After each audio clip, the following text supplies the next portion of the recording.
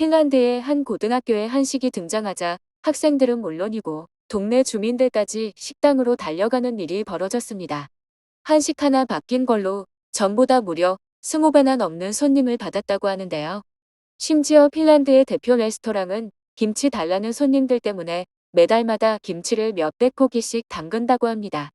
좋은 한식 레스토랑 예약을 위해 매일같이 치열한 눈치 게임이 일어난다는 북유럽. 대체 어떻게 된 일일까요?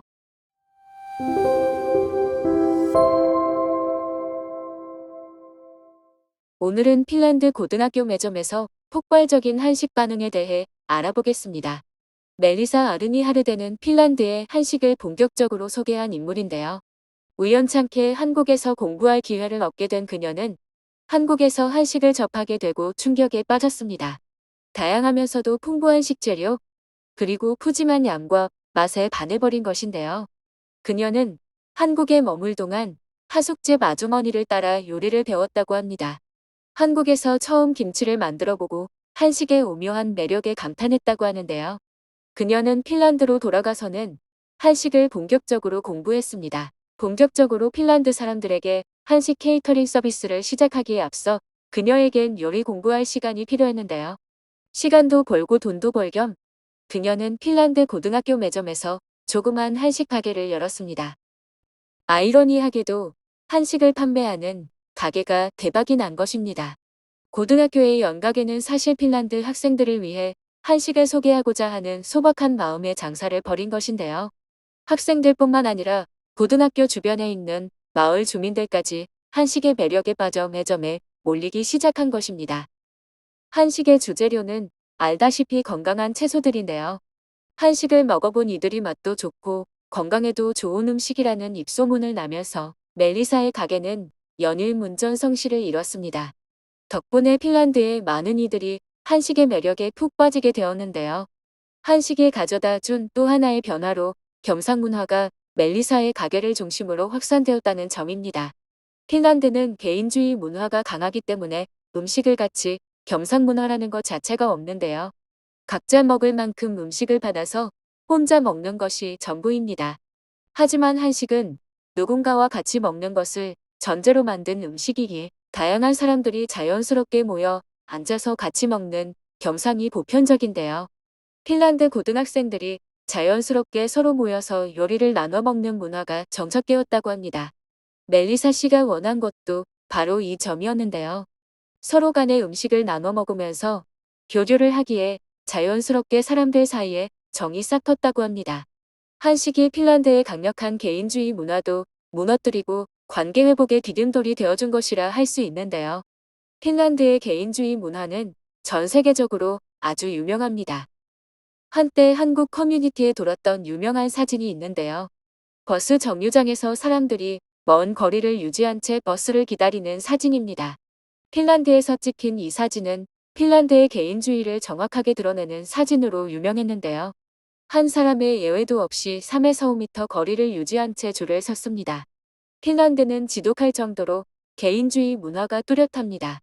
개인주의 성향이 강한 서유럽에서도 혀를 내두를 정도라고 하는데요. 좀처럼 타인에게 자기의 성격을 드러내지 않으며 무뚝뚝하다고 표현할 정도로 감정을 잘 드러내지 않는다고 합니다. 자연 환경이 거칠어 살아남기 힘든 상황이었던 것도 국민성에 영향을 주었지만 한국과 비슷하게 외세의 침략에 시달렸다는 점 역시 이런 국민성을 만드는 데 기여했는데요. 하지만 이런 개인주의적 성향 때문에 우울증 증상이 나타나는 사람들이 눈에 띄게 많다는 것을 확인할 수 있었습니다. 지금은 교육 프로그램이나 상담 등 사회적 제도의 도입으로 많이 개선되었지만 한때 우울증 발병률이 굉장히 높았던 국가입니다. 더군다나 자연 환경도 좋지 않아 음식 문화도 크게 발달하지 않았는데요. 귤이나 호밀같이 정제되지 않은 빵과 함께 유제품을 같이 먹거나 블루베리와 같은 산에서 볼 수 있는 과일을 곁들여서 식사를 합니다. 핀란드인들 본인들도 자신들의 요리가 맛이 없다는 사실을 인정하는데요.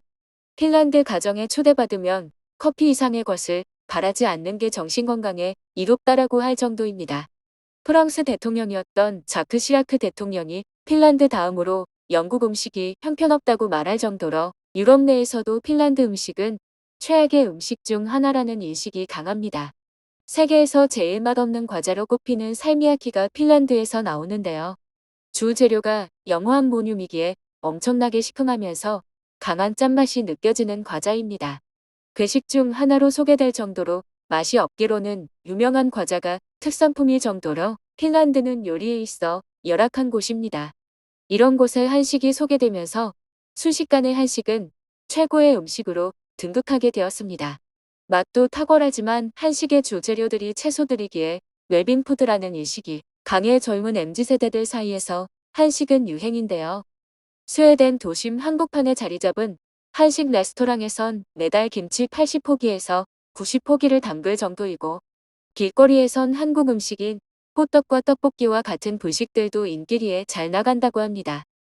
세계 최고의 레스토랑으로 선정된 덴마크 대표 레스토랑 노마 역시 한식의 가치를 알아보고 김치를 만들어 저장고에 넣어둔다고 할 정도로 한식은 북유럽 요식업에 있어 중요한 위치를 차지하고 있는데요.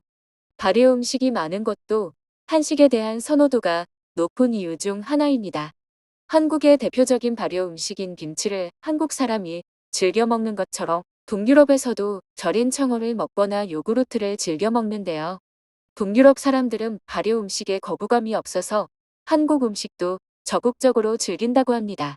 심지어는 한국 소주도 인기리에 판매된다고 하는데요. 바비큐와 같이 먹으면 정말 훌륭하다는 헬싱키 언론의 보도가 이어진 뒤로 한국 소주의 판매량이 급증했다고 합니다. 보드카와 같이 높은 도수의 술을 주로 먹는 북유럽에선 상대적으로 낮은 도수인 한국 소주가 음식과 같이 먹을 수 있는 음료로 적합하다는 평가를 받은 것인데요. 덕분에 한국 술에 대한 관심도 높아지고 있다고 합니다. 북유럽에서 한식에 관심을 보이는 것이 한국인들에게 뜻밖의 일이라 할 수 있는데요. 하지만 한식에 가진 다양한 조리법과 다채로운 재료, 그리고 둘러앉아 같이 식사를 나누는 모습은 북유럽에서는 전혀 느낄 수 없는 모습입니다. 부족한 식재료와 혼자서 고독하게 식사를 해야 했던 북유럽 사람들에게 있어 한식은 문화 충격 그 자체라 볼 수 있는 것인데요. 그렇기에 한식에 출연해 사람들이 열광할 수밖에 없는 것입니다. 외롭지 않게 같이 맛있는 식사를 하는 것만큼 사람을 행복하게 하는 것은 없습니다. 북유럽 사람들이 한식을 통해 행복을 맛봤으니 한식을 계속해서 소비하려는 건 어쩌면 당연한 일이라 할 수 있는데요. 북유럽을 강타한 한식 열풍이 지속적으로 인기 있기를 바라며 앞으로도 한식이 많은 북유럽 사람들에게 위로가 되기를 바라겠습니다.